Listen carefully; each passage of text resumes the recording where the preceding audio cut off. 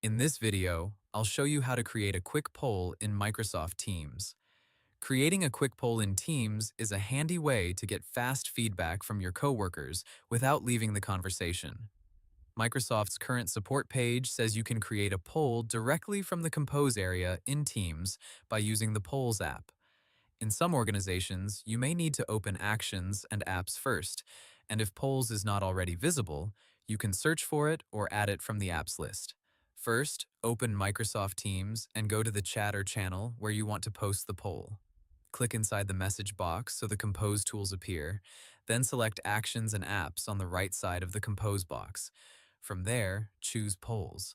If you do not see it right away, use Find More Apps or search for polls in the app list.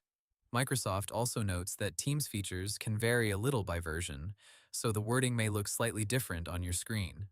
Once the polls window opens, type your question first. After that, enter at least two answer choices.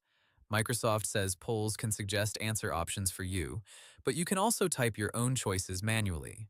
If you need more options, use the button to add them. This is useful for simple questions like choosing a meeting time, voting on an idea, or picking between two or three options. Next, review the settings before sending the poll. You can allow multiple selections if you want people to choose more than one answer. You may also see options to record the names of respondents and to share aggregated results with everyone who votes. When your poll is ready, click Preview so you can check how it looks. If everything is correct, click Send to post it in the chat or channel. After the poll is posted, people can vote right inside Teams, and you can watch the responses come in.